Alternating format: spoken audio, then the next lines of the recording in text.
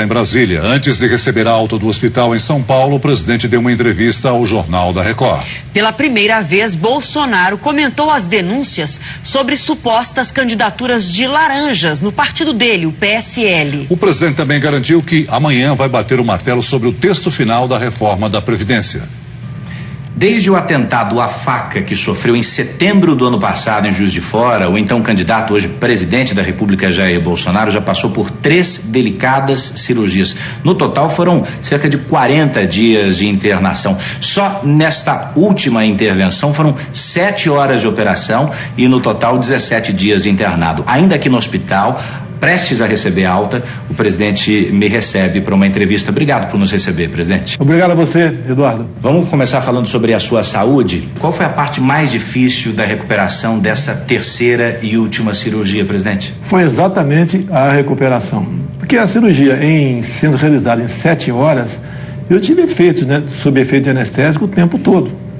E foi muito invasiva. O doutor Antônio Luiz Macedo, que me operou, falou que não se lembra ter encontrado um intestino com mais aderência do que o meu. Então, um trabalho de arte por parte do Hospital Albert Einstein e do Dr. Macedo.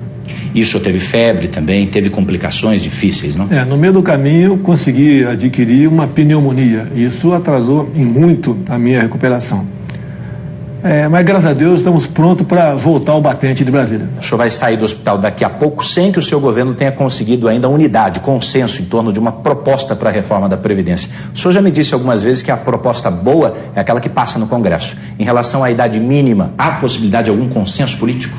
É lógico que haverá consenso, Na tarde de amanhã eu estarei batendo o martelo na reforma que será encaminhada ao Parlamento. A grande dúvida na idade foi se passariam para 62 ou 65 os homens, e para a mulher para 57 ou 60. Isso será decidido amanhã.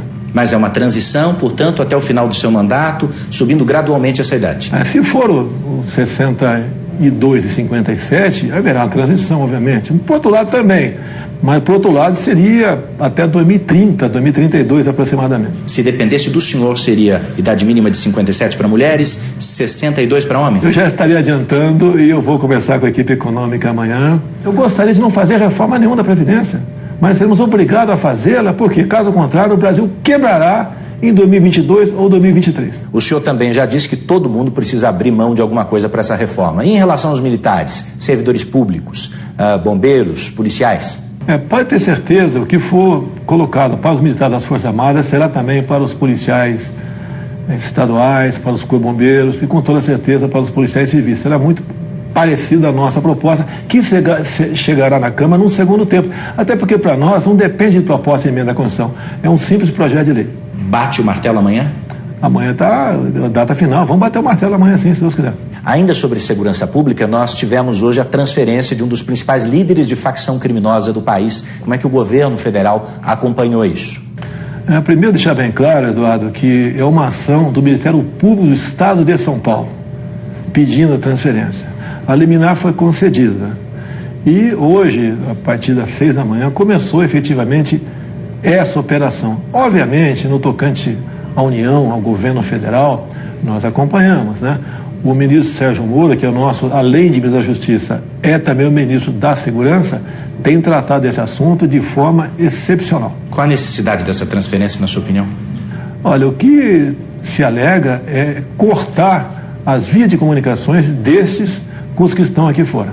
Brumadinho, presidente, o seu governo vai continuar apenas contabilizando as vítimas fatais dessa tragédia ou é possível fazer alguma coisa a curto prazo para que tragédias assim não se repitam? Houve uma pronta resposta por parte do governo federal. No mesmo dia, tínhamos 3 ministros lá. No dia seguinte, nós fomos na região oferecendo todo o apoio ao governo do estado de Minas Gerais. O nosso ministro de Minas e Energia, o almirante Bento, já está tomando providência, juntamente com outros ministros, para que as mais de 1.000 barragens que existem no Brasil possam realmente ter um plano seguro para que não haja mais esse tipo de desastre. As polícias federal e agora também a civil abriram inquérito para investigar uma suposta candidata laranja do seu partido, PSL, que teria recebido R$400 mil do fundo partidário, isso há 3 dias apenas da eleição. O senhor sabia disso? Bem, primeiramente, isso foi no final de setembro do ano passado. Eu estava em casa, em convalescença. Desde 6 de setembro, eu estou baixado no hospital. Mesmo que não tivesse, não tenho como acompanhar tudo isso aí. Agora, já determinei à Polícia Federal que abra inquérito, investigue esse caso. E não foi apenas um caso de 400 mil, houve um outro caso de mais de 270 mil. Apesar de não ser o presidente do partido, o senhor principal liderança do PSL. Que recomendação o senhor dá ao partido nesse caso? Não, o partido, o pessoal tem que ter consciência, não são todos, né? É uma minoria do partido que está aí nesse tipo de operação que nós não podemos concordar com isso aí. Quer ver, Eduardo? O ano passado eu poderia ter gasto até R$400 mil da minha verba de gabinete. Gastei menos de 200 mil. O ano retrasado a mesma coisa. Então, da minha parte, não tem problema nenhum. Agora, houve qualquer coisa errada, conforme o compromisso assumido com o Sérgio Moro, logo depois das minhas eleições, ele tem carta branca para apurar qualquer tipo de crime sobre corrupção e lavagem de dinheiro. Isso está no meio e o Sérgio Moro já tomou as providências, já determinou que a Polícia Federal investigasse esse caso. Mas e quanto ao fato de quem presidiu o partido durante o período eleitoral ser hoje um dos seus ministros? Se tiver envolvido, logicamente, e responsabilizado, lamentavelmente, o destino não pode ser outro a não ser voltar às suas origens. O senhor chegou a falar com o Bebiano a respeito disso? Em nenhum momento conversei com ele. Saiu em parte da imprensa que o senhor teria feito telefonemas de dentro do hospital a respeito desse assunto. Mentira, sabe por que é mentira?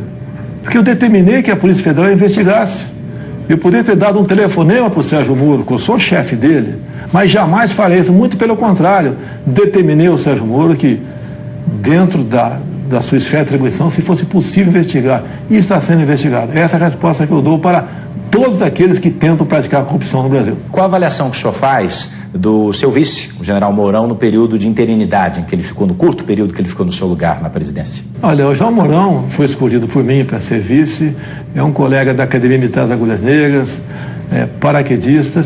Ele passou com certa, no meu entender, tranquilidade, que pese em alguns momentos ele dá uma escorregada no tocante à declaração junto à mídia, até porque falta ali o tato para conversar com vocês. É aquilo que o senhor chama de canelada? De vez em quando acontece. Eu já dei muita canelada no passado. Tá? Vou conversar de novo com o Mourão, nós temos um bom diálogo, um excelente diálogo, e pode ter certeza, cada vez mais o Mourão estará preparado para, numa eventualidade, me substituir. Houve algum desconforto nesse período em relação à classe política, ou mesmo entre seus filhos? Olha, parte da mídia tenta me jogar contra meus filhos contra mim. Não existe isso. A mesma coisa no tocante ao general Mourão. Até pintou notícia na mídia durante a minha estadia, vamos assim dizer, aqui no Albert Einstein, de que os generais queriam que o Mourão assumisse e eu me afastasse. Isso não houve, isso não ocorreu. Estamos muito bem, o governo está indo muito bem, graças a Deus, em especial no tocante a esse entendimento entre nós. Presidente, mais uma vez, obrigado pela entrevista. Obrigado, Ada. Satisfação. E o filho do presidente, vereador Carlos Bolsonaro, desmentiu o ministro da Secretaria-Geral de Governo, Gustavo Bebiano. O ministro disse que havia conversado com o presidente sobre a suposta liberação de verbas partidárias para candidaturas laranjas do PSL. O ministro Gustavo Bebiano afirmou que conversou por 3 vezes com o presidente Bolsonaro quando ele ainda estava internado em São Paulo. O assunto seria a liberação de verbas para candidaturas de fachada do partido do presidente, o PSL. Mas o filho do presidente, Carlos Bolsonaro, desmentiu a informação. Pelas redes sociais, ele divulgou um áudio do presidente Jair Bolsonaro. Gustavo, está complicado eu conversar ainda, então não vou falar com ninguém, a não ser estritamente o essencial. E estou em fase final aqui de exames para possível baixa hoje, tá ok? Boa sorte aí. Procurado, o ministro não quis comentar o caso. Veja a seguir, vendas do comércio.